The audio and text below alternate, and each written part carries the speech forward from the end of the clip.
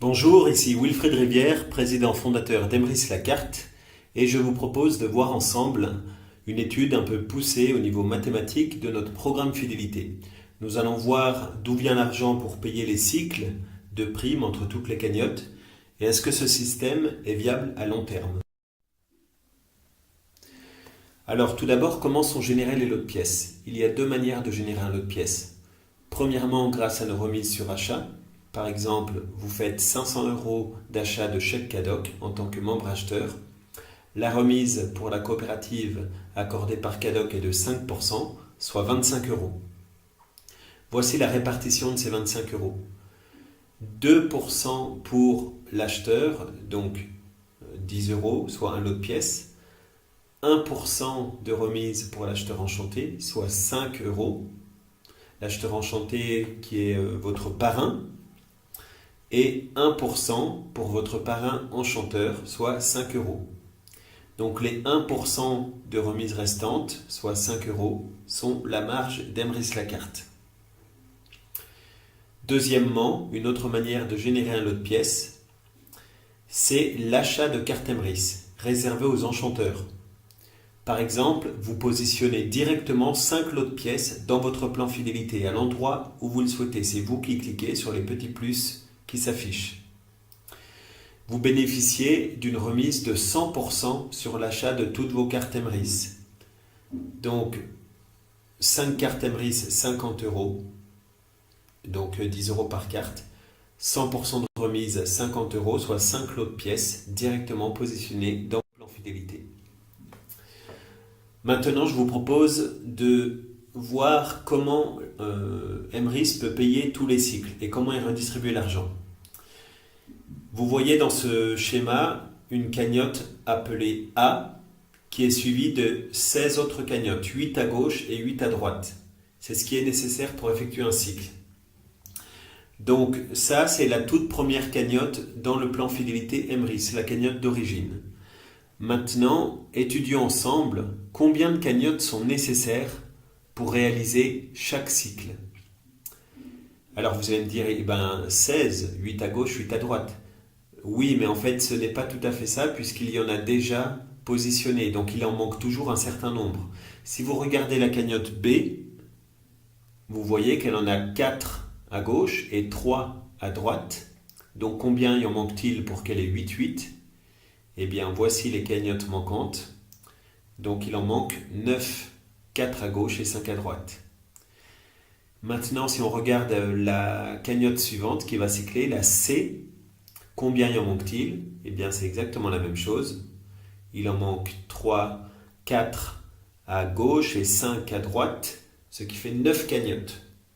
Et on peut continuer comme ça à l'infini.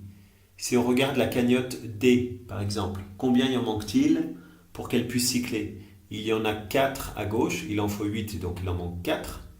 Et il y en a 3 à droite, et il en faut 8, donc il en manque 5. Donc il manque en tout 9 cagnottes. On peut continuer avec la cagnotte E. Il en manque toujours 4 à gauche, 5 à droite, soit 9.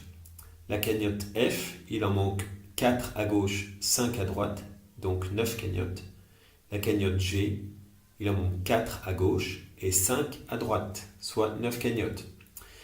Il faut donc perpétuellement 9 cagnottes supplémentaires pour générer chaque nouveau cycle, 8 à gauche, 8 à droite.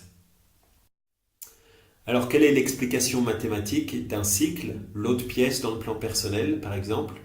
Alors, nous avons vu que chaque nouveau cycle 8 est généré par l'apport de 9 cagnottes supplémentaires. 9 cagnottes, lot de pièces, ça apporte 90 €. Et voici comment notre système informatique répartit ces 90 €. 15 € pour le membre qui détient la cagnotte, qui a fait 8, soit 15 € de prime de crédit d'achat. 10 € pour former un lot de pièces bonus dans le plan national au profit du membre. 50 € en liasse de billets bonus dans le plan personnel du membre, donc catégorie supérieure. Et les 15 € restants sont la marge pour la coopérative, soit 16,6%. Il y a donc 83,3% de redistribution pour les membres dans notre programme fidélité. Puis, comment ça se passe dans la catégorie supérieure, liasse de billets? Eh bien, c'est pareil, il faut toujours 9 cagnottes pour faire un cycle, comme je vous l'ai démontré. Donc, 9 cagnottes liasse de billets, ça rapporte 450 euros. Et voici comment ils sont répartis, 75 en prime crédit d'achat, 50 euros, donc une liasse de billets bonus dans le plan national, 250 euros trésor bonus dans le plan personnel et 75 euros de marge pour la coopérative. Comment ça se passe au niveau des trésors Emrys dans le troisième plan comptable? Eh bien, il faut 9 cagnottes pour faire un cycle. 9 fois 250 euros, un trésor c'est 250 euros accumulés de remise, donc 2250 euros.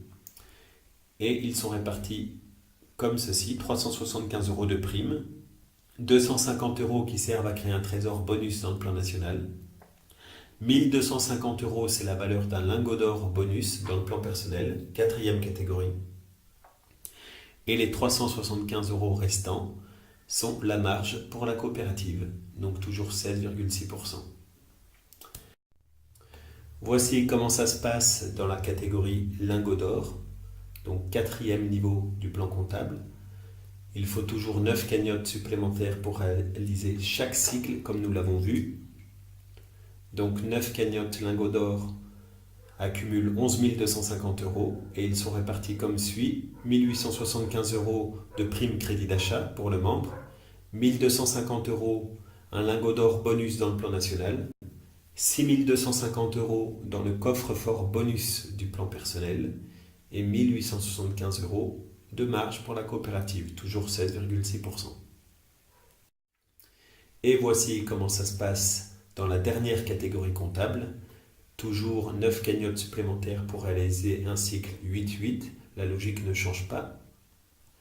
Donc 9 cagnottes coffre-fort produisent 56 250 euros de remise accumulée. La répartition automatique de ces 56 250 euros, 25 000 euros de prime de crédit d'achat pour le membre, les 6 250 euros pour créer un coffre-fort bonus dans le plan national et 25 000 euros de marge pour la coopérative. En conclusion, 100% des cagnottes, comme nous l'avons vu, proviennent toujours de remises sur des achats, soit sur des achats de chèques, cartes cadeaux, matériel dans la boutique ou des achats de cartes Emrys, mais jamais d'investissement de nouveaux entrants, conformément à l'article L122-6 du Code de la consommation. Emrys la carte est donc bien un système de vente en réseau, et non pas un système pyramidal ou de Ponzi ou je ne sais quoi. Le plan de rémunération est fiable et viable à long terme, puisque les gens auront toujours besoin de faire des achats, et tant que ces remises continuent de s'accumuler, notre système continuera de fonctionner. Le plan de rémunération est très généreux pour les membres, comme vous l'avez vu. Les marges modestes appliquées par Emrys la carte permettent de financer le développement de la structure et non pas de créer des dividendes pour enrichir une poignée d'actionnaires. Le marché, c'est le plus stable du monde, la consommation quotidienne des ménages. Est-ce que vous pouvez sincèrement rêver un meilleur marché que ce que les gens vont acheter de toute façon tous les jours? Donc appuyez-vous sur Emrys la carte pour une carrière saine et durable dans le MLM. Merci de m'avoir écouté et bon succès à tous.